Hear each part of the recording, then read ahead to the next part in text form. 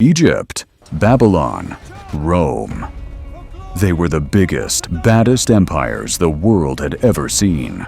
They had vast armies, built monuments they thought would last forever, and decided the fate of millions. And they all had one more thing in common. They tried to erase a tiny, seemingly insignificant nation. And they all failed. While those empires are now just dust and memories, the Jewish people are still here. This isn't just a story of survival. It's the story of how a small people outlasted the greatest superpowers in history. For 4,000 years, a single, unbroken chain of tradition and identity has endured against literally impossible odds. It's a story of brutal oppression and breathtaking resilience, of total destruction and miraculous rebirth. How did a nation defined by its land survive 2 millennia without it? How did a faith centered on a temple survive its destruction not once, but twice? This is the ultimate story of survival, revealing the hidden strategies and brilliant innovations that allowed one small nation to outlast every superpower that tried to break it. This is the 4,000-year mystery of Jewish survival. If you love Jewish stories and the deep, often hidden forces that shape history, make sure you subscribe to Jews Chronicles. The first identity, Abraham to the Egyptian Empire. The story of Jewish survival doesn't begin with a general or a king. It begins with an idea. It starts in the ancient Mesopotamian city of Ur, a sprawling metropolis of towering ziggurats, where a man named Abraham broke from everything he knew.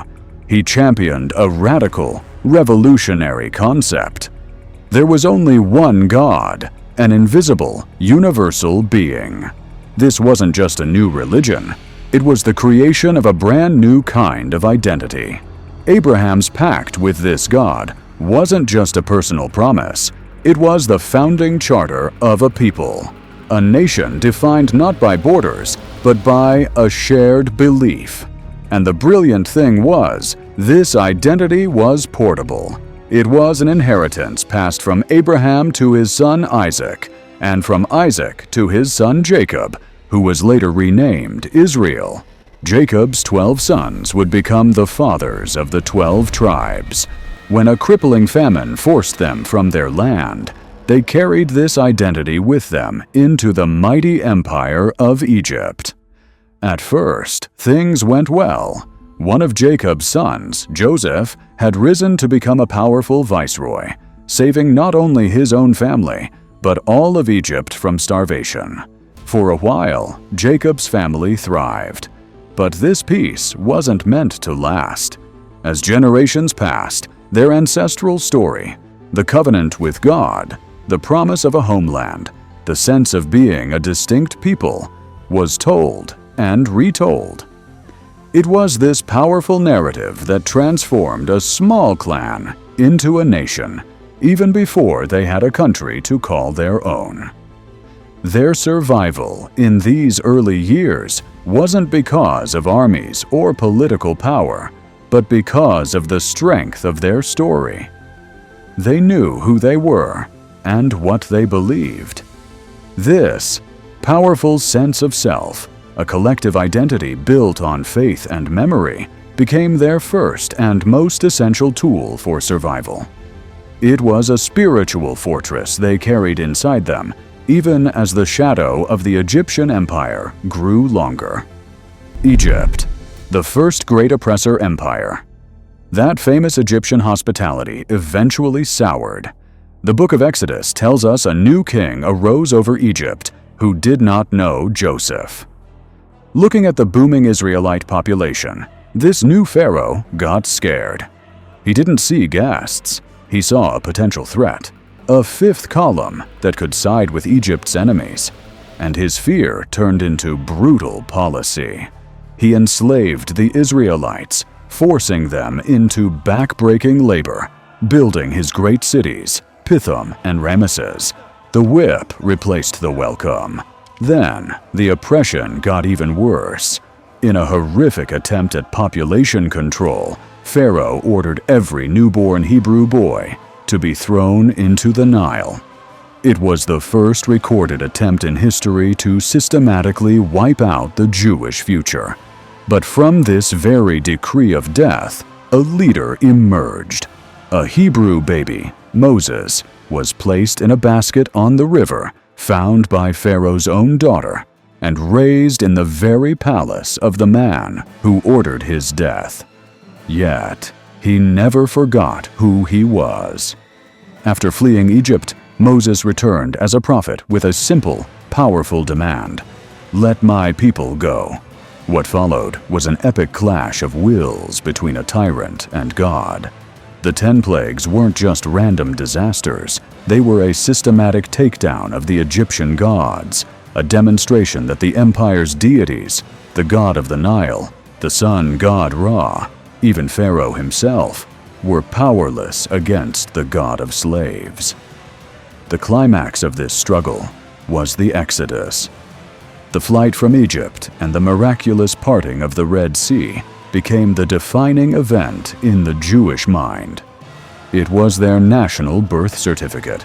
The survival strategy learned in Egypt was one of divine liberation, sealed by the giving of the Torah at Mount Sinai. This was more than just laws. It was a constitution for a free people, a portable homeland of rules and rituals that would bind them together forever. The memory of slavery and the story of redemption became their central narrative, a source of hope they would turn to in every crisis to come. If you love Jewish stories and want to understand the foundations of their incredible resilience, make sure you subscribe to Jews Chronicles. Assyria, the empire that erased nations. After settling in the Promised Land, the 12 tribes formed a kingdom, which later split in two: Israel in the north and Judah in the south. It was then that a terrifying new power rose from Mesopotamia, the Neo-Assyrian Empire. The Assyrians were masters of war, infamous for a brutal state policy designed to completely crush the identity of anyone they conquered. Their strategy was simple and devastating: mass deportation. They didn't just conquer nations, they unmade them, scattering populations across their empire to break their connection to their land, their gods, and each other. Around 740 BCE, the Assyrian king Tiglath-Pileser III began his conquest of the northern kingdom of Israel, deporting its people tribe by tribe. About 20 years later, around 722 BCE, King Shalmaneser V finished the job, conquering the capital, Samaria. The rest of the 10 northern tribes were exiled and scattered. This wasn't just an exile, it was an erasure. The 10 tribes of the northern kingdom vanished into the Assyrian melting pot. They were never heard from again, becoming the 10 lost tribes, a grim warning of what happens when a people loses its story. And yet, the Jewish story didn't end there. The southern kingdom, Judah, somehow survived, though it became a vassal state, paying a heavy price to the Assyrian war machine. It held on. So why did Judah endure when Israel was lost? The answer lies in a crucial survival tactic: centralization. While the northern kingdom had multiple religious sites and a more fractured identity, Judah, under reformers like King Hezekiah, focused its entire national life around 2 unshakable pillars: a single central temple in Jerusalem and a single authoritative text, the Torah. This created a powerful, unified identity that was much harder to break. Their worship had a geographic heart, and their beliefs were written down in a sacred book that could be studied and preserved. When the Assyrian king Sennacherib marched on Judah in 701 BCE, he destroyed the countryside but was ultimately unable to capture Jerusalem. Judah's survival, facing an empire that specialized in making nations disappear, ensured the thread of Jewish history wasn't cut. They learned that to survive an enemy who wants to scatter you, you first have to be bound together. Babylon, exile, and reinvention, the Assyrian Empire fell, only to be replaced by an even bigger threat, the Neo-Babylonian Empire under its king, Nebuchadnezzar II. Judah, caught between Babylon and its rival Egypt, made a fatal mistake. After a series of rebellions, Nebuchadnezzar lost his patience. In 586 BCE, his armies did what the Assyrians couldn't. They conquered Jerusalem, tore down its walls, and, in an act of unimaginable horror, they destroyed the First Temple, the very heart of Jewish life. The impact was catastrophic. Losing the temple felt like God's promise had been broken. The Jewish elite, priests, prophets, scribes, were rounded up and marched into exile in Babylon. This was the Babylonian captivity, a moment that raised the most profound question yet. Could Judaism exist without its land and without its temple? The answer, forged in the fires of exile, would become the single most important innovation in Jewish survival. In Babylon, the Jews reinvented their faith. Stripped of their temple, they turned inward. They began gathering in communal houses of prayer and study, the first synagogues. The focus shifted from priests offering sacrifices to rabbis teaching the text. Prayer became a substitute for sacrifice. The Torah became their portable homeland. Scribes like Ezekiel worked to preserve and canonize their sacred scriptures, making sure their laws and history wouldn't be forgotten. They created a unique social structure, living in communities that kept their own culture while taking part in the Babylonian economy. They learned to be a nation in exile.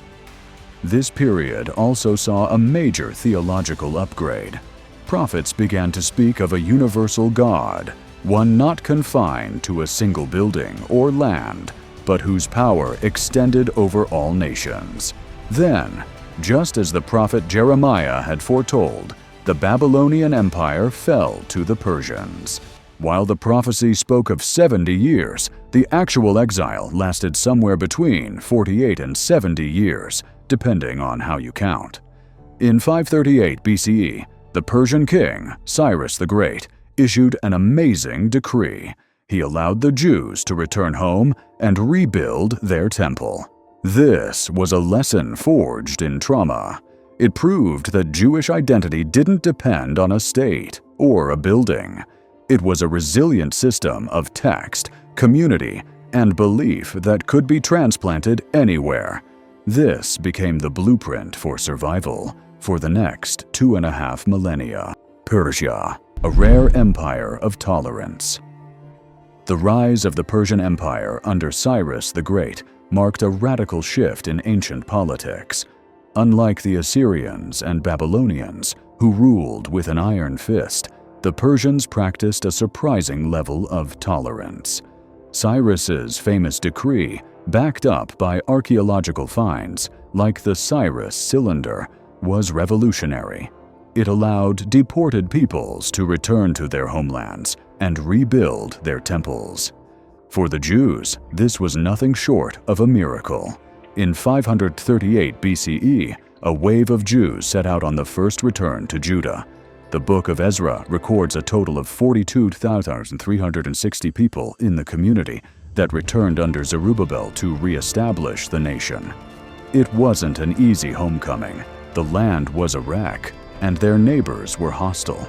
Still, with Persian support, they succeeded in building the Second Temple on the site of the first, finishing around 516 BCE.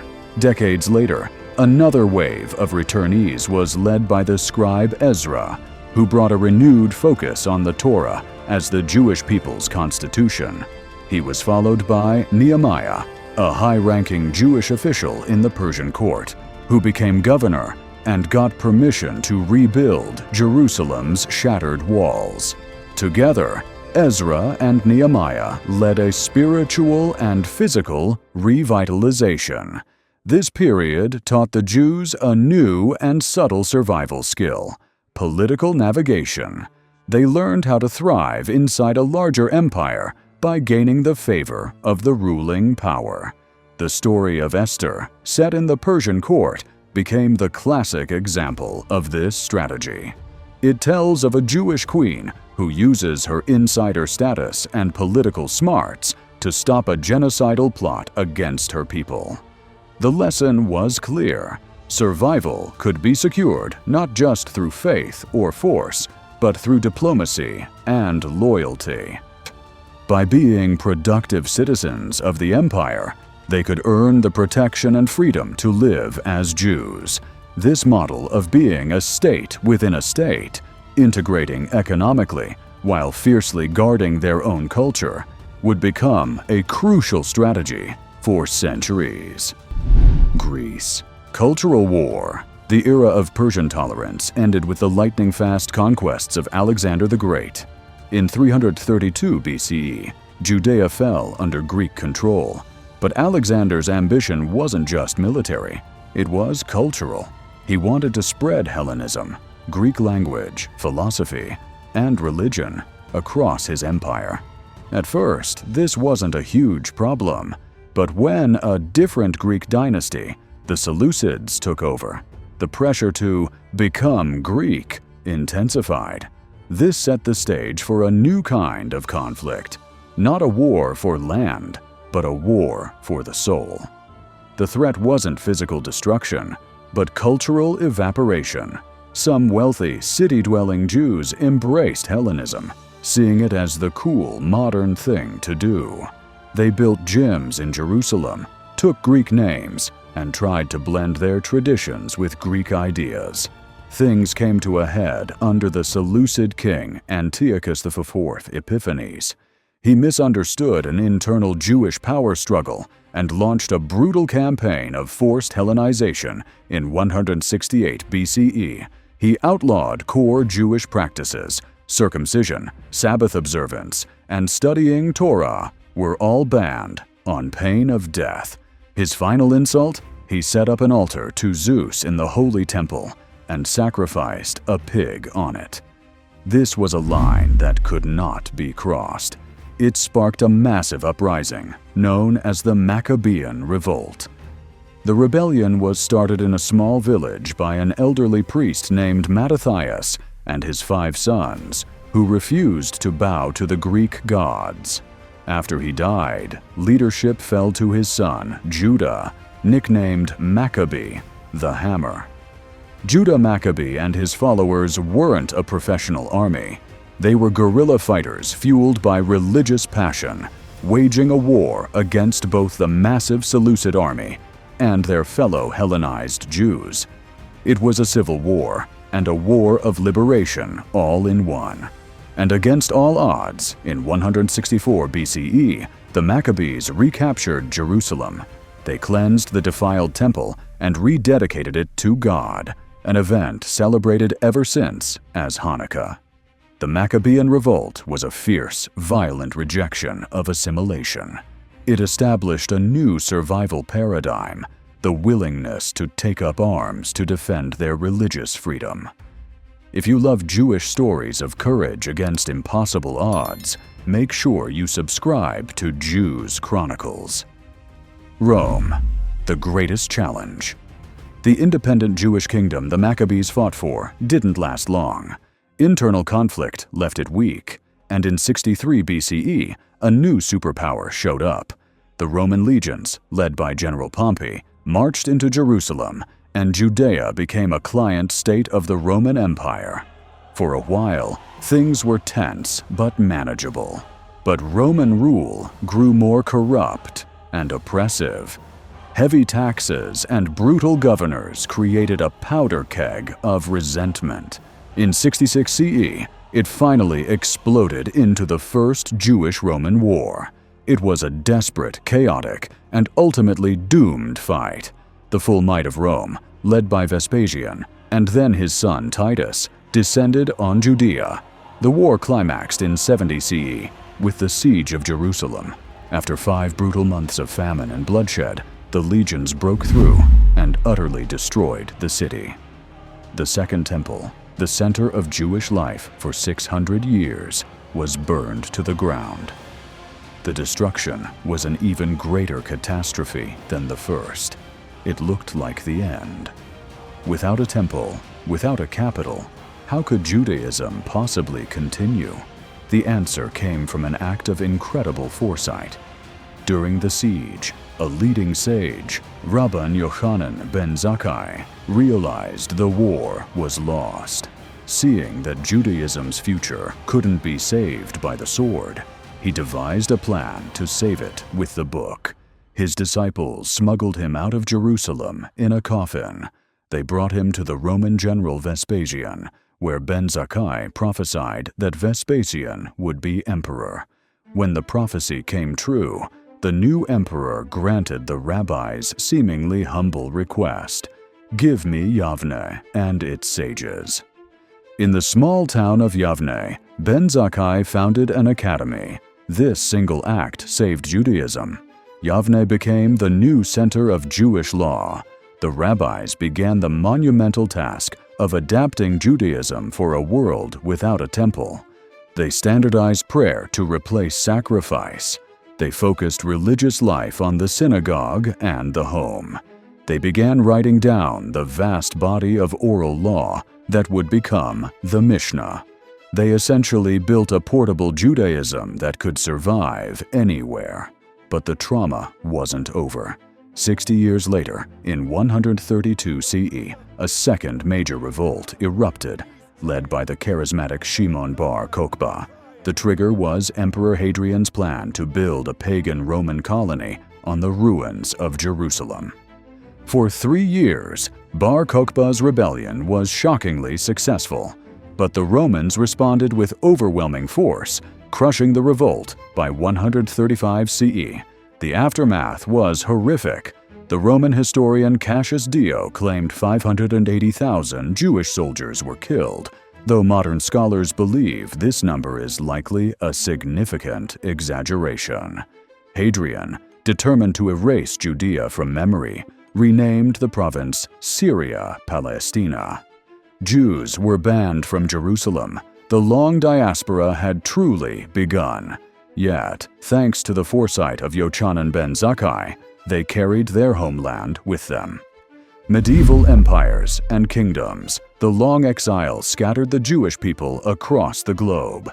Survival now meant adapting to a dizzying array of new rulers, a precarious existence as a permanent minority, where their fortunes could change on the whim of a caliph, pope, or king. One of the most remarkable chapters unfolded in Muslim-ruled Spain, Al-Andalus. For nearly 3 centuries, a golden age of Spanish Jewry flourished. Jews, Muslims, and Christians coexisted in a vibrant, multicultural society. Jewish scholars, poets, and philosophers like Judah Halevi and the great Maimonides became giants, not just of Jewish thought, but of world civilization. This was a new model of survival, cultural symbiosis. Jews acted as vital intermediaries, translating texts and helping to spark the Renaissance in Europe. But this golden age didn't last. As Christian armies pushed south in the Reconquista, life for Jews became more and more dangerous.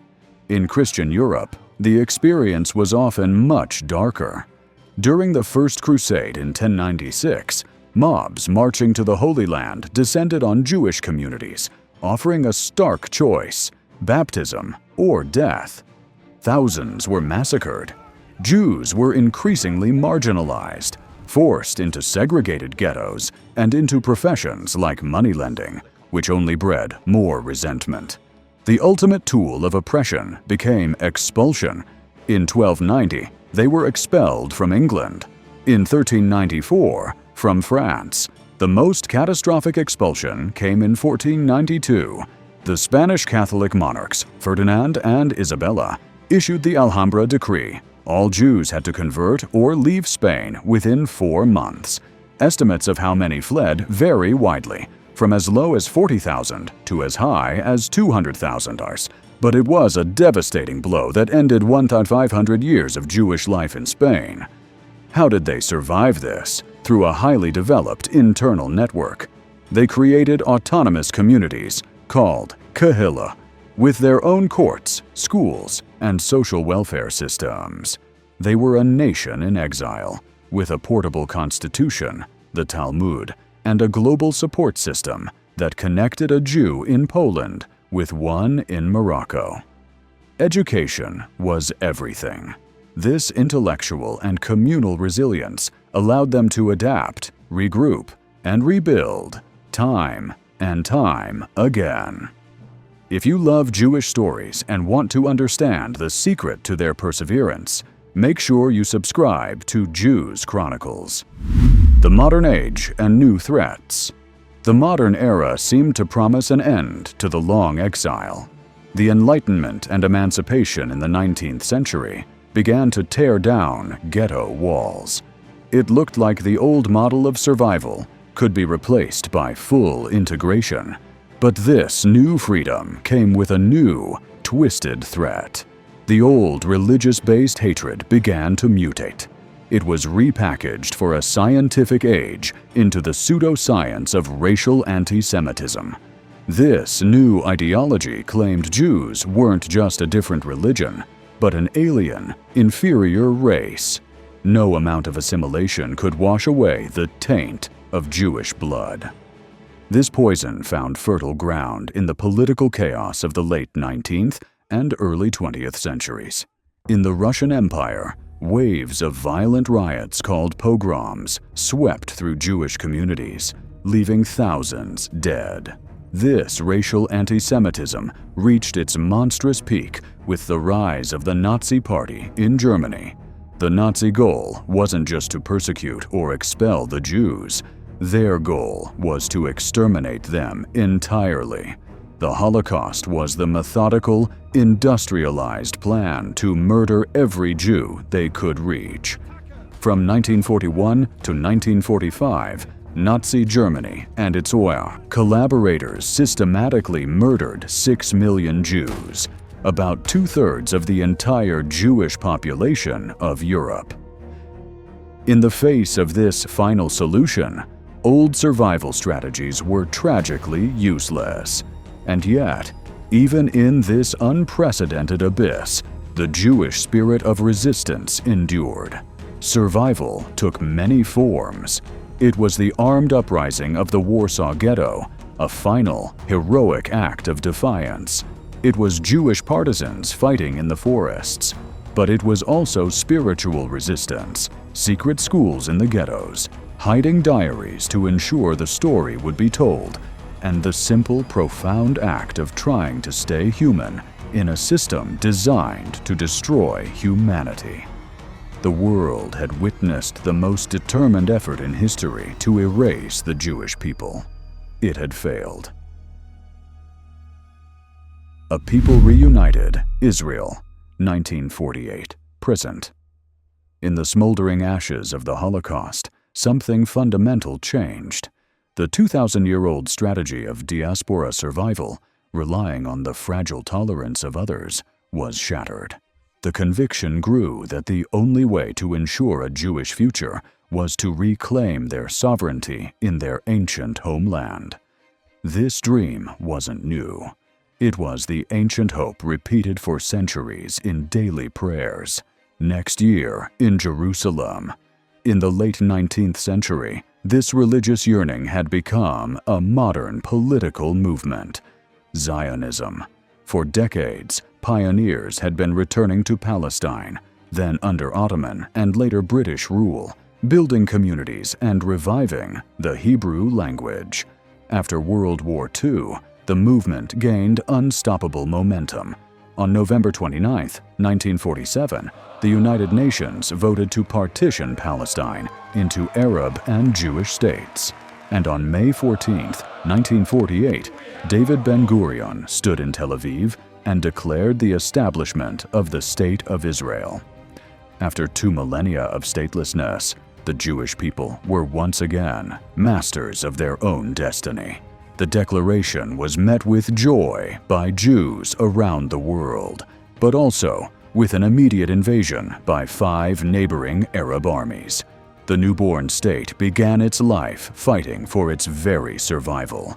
The establishment of Israel is the culmination of all the survival strategies honed over centuries. It's a fusion of the Maccabean spirit of armed self-defense and the deep connection to history that was nurtured in exile. Israel became a haven, absorbing hundreds of thousands of Holocaust survivors from Europe and, later, nearly 1 million Jews expelled from Arab countries. The return of Jewish sovereignty is the ultimate symbol of survival. It's a testament to the power of shared memory and collective hope, proving that a people can sustain their identity for 2,000 years without a country, and then, against all odds, come home. So, we come back to the central question, the 4,000-year mystery. How did the Jews survive? They survived Egypt by building an identity on freedom and law. They survived the Assyrians by centralizing their faith in one temple and one book. They survived the Babylonian destruction by inventing a portable Judaism of the synagogue and the text. They survived Persia by mastering the art of politics. They survived Greek cultural warfare through the armed revolt of the Maccabees.